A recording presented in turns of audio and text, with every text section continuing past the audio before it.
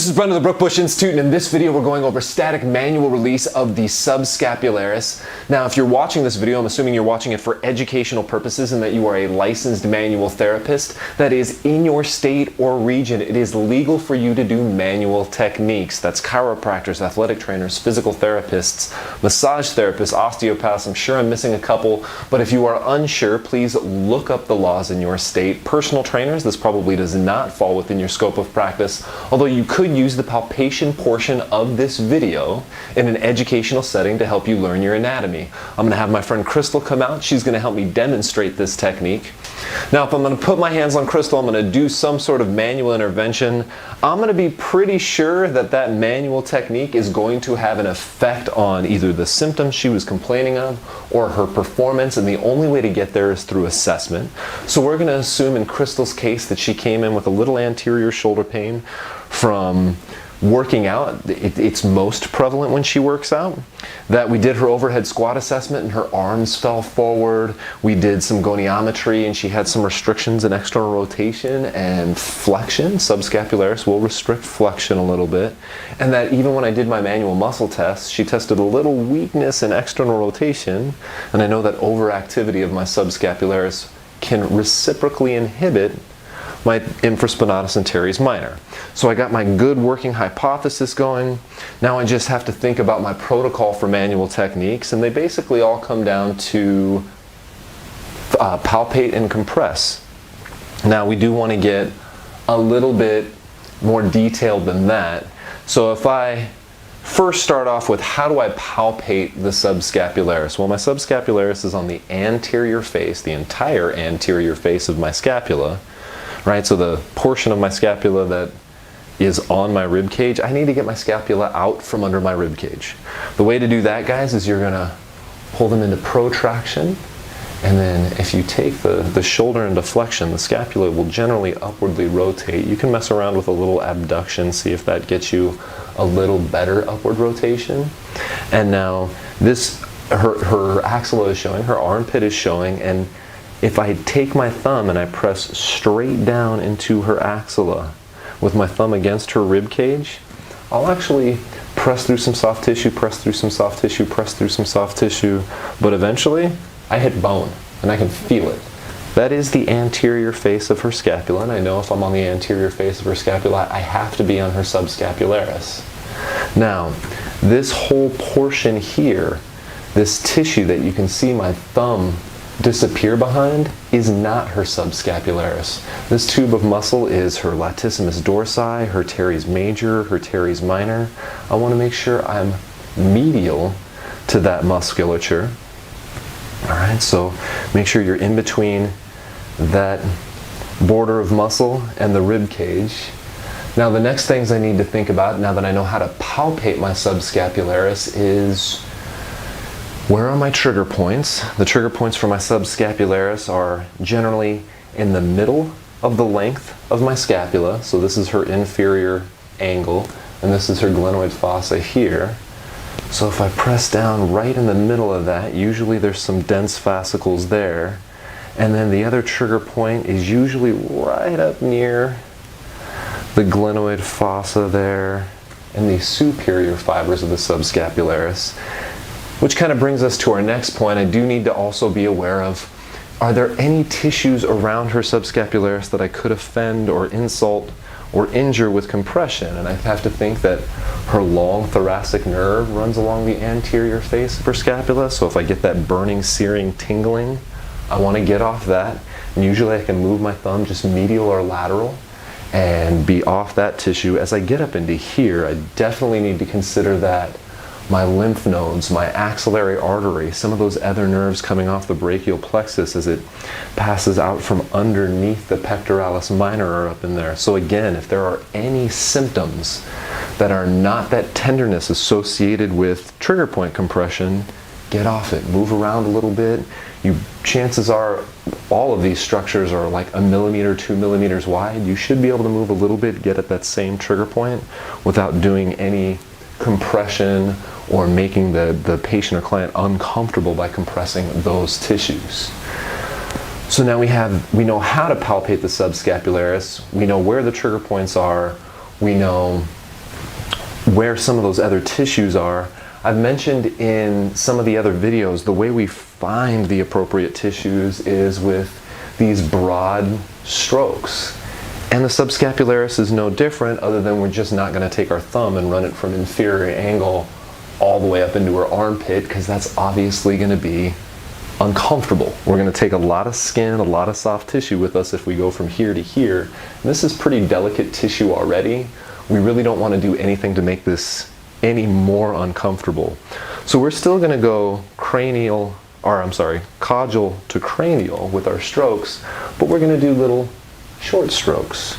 Right? So you guys can see here, I can start at an inferior angle, do this little short stroke, see if I feel anything. No dense fascicles there, pick up my finger, go a little higher. No dense fascicles there, pick up my finger, move a little, oh, there we go. Now we've got some dense fascicles right there. Once I find those dense fascicles, I can then compress and hold for 30 to 120 seconds until I get a release, and then I can keep going looking for those other trigger points that are closer to the glenoid fossa.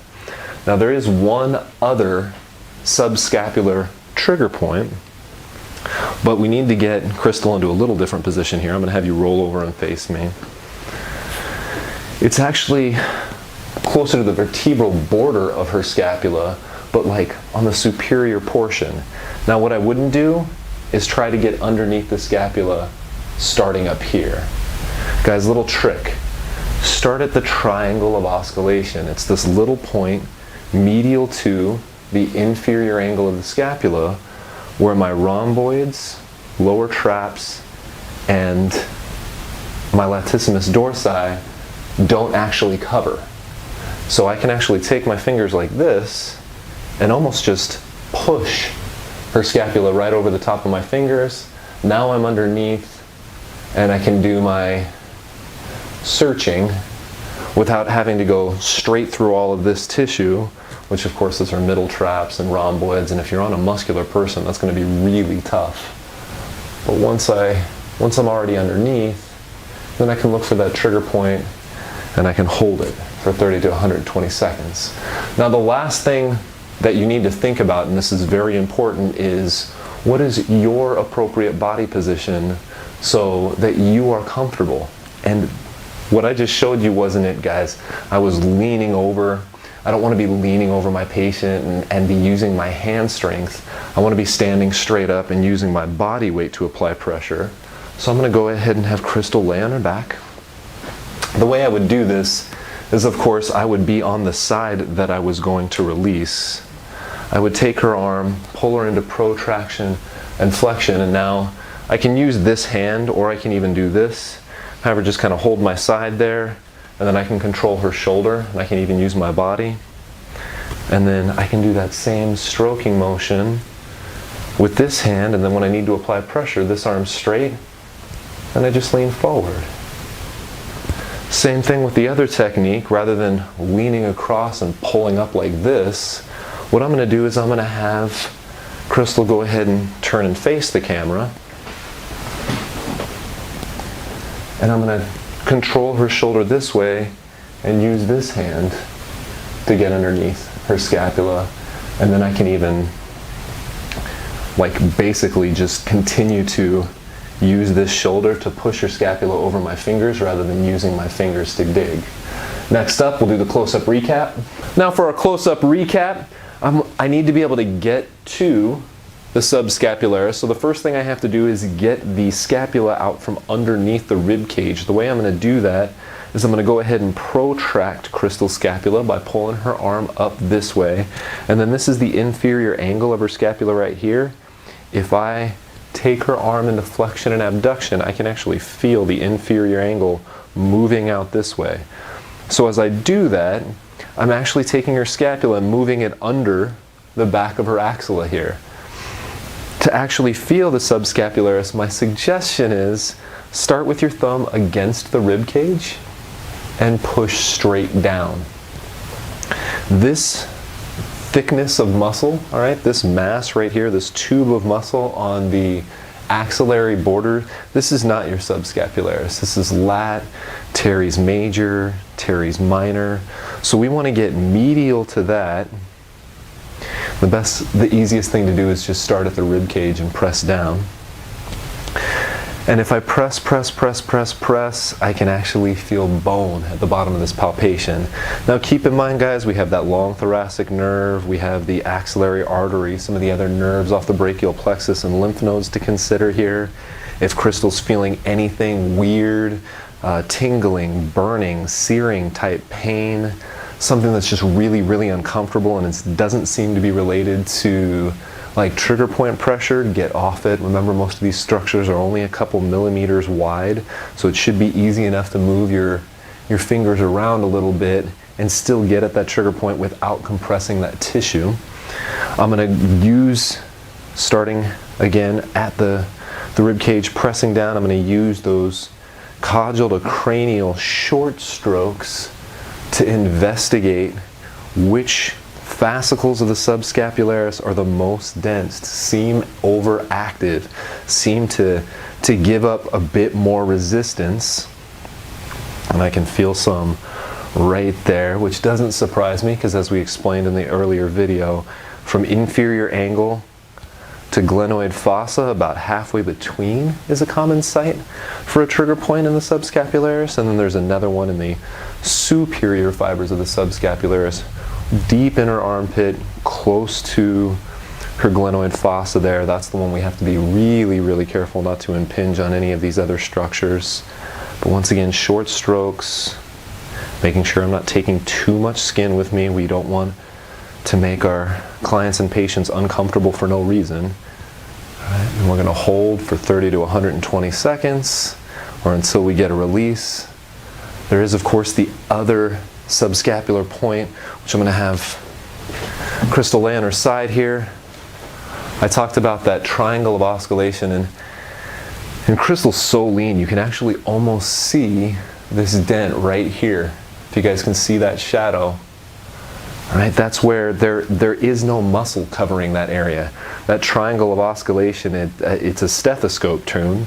You can put a stethoscope there and hear a little bit easier than trying to hear through muscle. But we're going to use it because it means less tissue to dig through.